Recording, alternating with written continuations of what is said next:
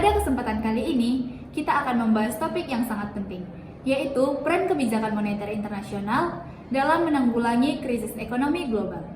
Krisis ekonomi seringkali membawa dampak yang luar biasa, baik bagi negara maju maupun negara berkembang. Untuk itu, saya telah mengundang dua narasumber yang sangat berkompeten.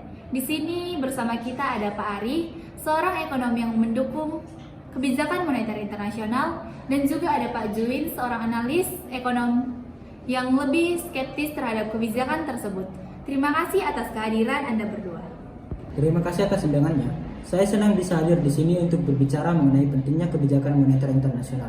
Dalam menghadapi krisis ekonomi global, kebijakan moneter internasional yang dikoordinasikan secara efektif dapat memberikan solusi yang sangat berharga. Misalnya pada krisis finansial 2008, kebijakan seperti pelonggaran kuantitatif dan penurunan suku bunga oleh bank sentral negara-negara besar seperti Federal Reserve di Amerika Serikat sangat membantu mengurangi dampak krisis dan memulai pemulihan ekonomi global. Terima kasih. Saya juga senang bisa berdiskusi di sini. Saya mengerti bahwa kebijakan moneter internasional bisa membantu dalam jangka pendek, tetapi saya melihat ada banyak kelemahan dalam pendekatannya. Kebijakan semacam itu seringkali hanya menguntungkan negara-negara besar dan ekonomi maju, sedangkan negara berkembang justru yang lebih terdampak oleh kebijakan ini. Selain itu, pinjaman internasional yang diberikan kepada negara berkembang seringkali disertai dengan syarat yang sangat ketat yang malah bisa memperburuk kondisi ekonomi mereka. Pak Ari, Anda menyebutkan kebijakan seperti pelonggaran kuantitatif dan penurunan suku bunga. Dapatkah Anda menjelaskan lebih lanjut bagaimana kebijakan-kebijakan ini membantu pemulihan ekonomi global? Tentu, pelonggaran kuantitatif yang dilakukan oleh bank sentral seperti Federal Reserve dan Bank Sentral Eropa pada dasarnya adalah upaya untuk menambah likuiditas dalam sistem keuangan. Ini dilakukan dengan membeli aset keuangan seperti obligasi pemerintah untuk menurunkan suku bunga jangka panjang dan meningkatkan jumlah uang yang beredar. Ini akan mendorong bank-bank untuk lebih aktif memberikan kredit kepada perusahaan dan individu, yang pada gilirannya bisa merangsang investasi dan konsumsi. Meskipun ada perbaikan, saya tetap merasa bahwa ketergantungan pada kebijakan moneter internasional bisa berbahaya dalam jangka panjang. Negara-negara berkembang perlu fokus pada penguatan ekonomi domestik mereka. Misalnya dengan memperbaiki sektor-sektor produktif, mengurangi ketergantungan pada impor, serta meningkatkan daya saing produk mereka di pasar global. Kebijakan moneter internasional walaupun bisa memberikan bantuan jangka pendek, tidak bisa menjadi solusi utama dalam mengatasi masalah struktural yang dihadapi negara-negara berkembang. Saya paham apa yang Anda maksud, Pak Juin. Memang ada efek samping dari kebijakan moneter internasional, seperti potensi ketidakseimbangan aliran modal. Namun perlu diingat bahwa Bank Sentral Global dalam beberapa hal juga berusaha untuk mengurangi dampak negatif ini dengan kebijakan yang lebih terkoordinasi. Selain itu, dalam krisis yang sangat dalam, kadang-kadang negara berkembang juga mendapatkan akses ke pembiayaan dari IMF atau Bank Dunia yang bisa membantu mereka menghadapi ketidakpastian ini. Tentunya pendampingan dari lembaga internasional juga penting dalam memastikan bahwa kebijakan tersebut digunakan dengan bijak. Namun, menurut saya pelonggaran kuantitatif ini tidak selalu efektif, Pak Ari. Buktinya, setelah krisis 2008, meskipun kebijakan ini dijalankan, pemulihan ekonomi di banyak negara tidak merata. Bahkan ada ketimpangan yang semakin besar antara negara maju dan negara berkembang. Di sisi lain, negara berkembang seringkali tidak bisa menikmati kebijakan moneter tersebut karena mereka harus menghadapi penguatan nilai tukar mata uang akibat aliran modal yang masuk. Ini malah merugikan daya saing produk domestik mereka di pasar global. Saya mengerti kekhawatiran Pak Cuy, dan memang ada beberapa contoh di mana syarat pinjaman itu terasa sangat membebani. Namun kita juga tidak bisa mengabaikan kenyataan bahwa tanpa bantuan tersebut, banyak negara akan kesulitan untuk bertahan. IMF kini juga telah berupaya untuk memperbaiki kebijakan-kebijakan mereka dengan memberikan perhatian lebih pada pengurangan dampak sosial. Misalnya ada dorongan untuk lebih fokus pada keseimbangan antara reformasi ekonomi dan perlindungan sosial. IMF pun mulai lebih memperhatikan stabilitas sosial dan keberlanjutan ekonomi jangka panjang, bukan hanya pemulihan ekonomi jangka pendek.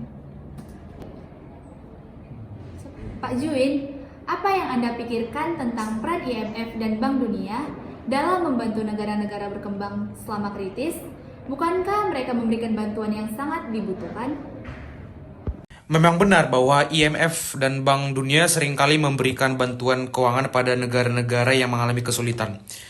Namun masalah utamanya adalah bahwa pinjaman ini sering disertai dengan syarat-syarat sangat kecil yang lebih menekankan pada kebijakan penghematan seperti pengangguran subsidi dan pemotongan anggaran sosial.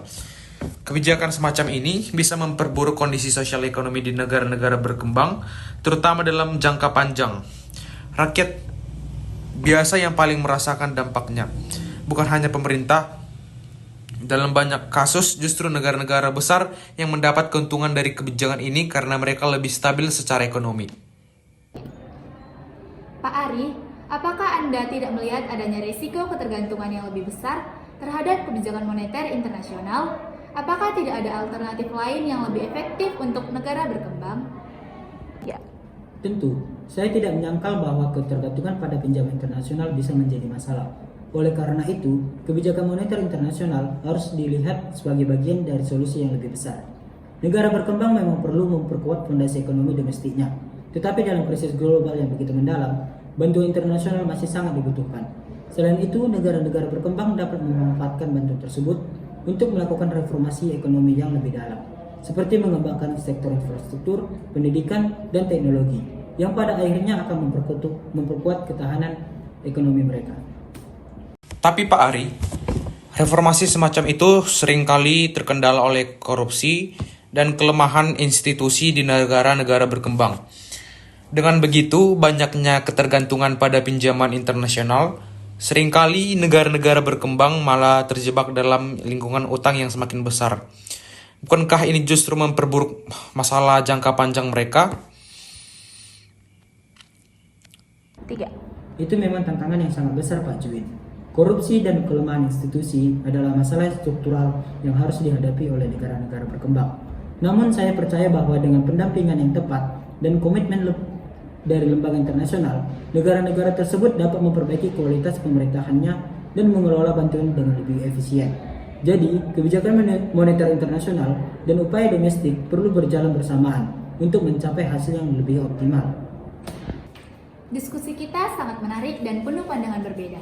Sebagai kesimpulan, meskipun kebijakan moneter internasional dapat memberikan bantuan yang sangat dibutuhkan dalam situasi krisis, ada juga tantangan besar terkait ketergantungan dan dampak sosial, terutama bagi negara-negara berkembang.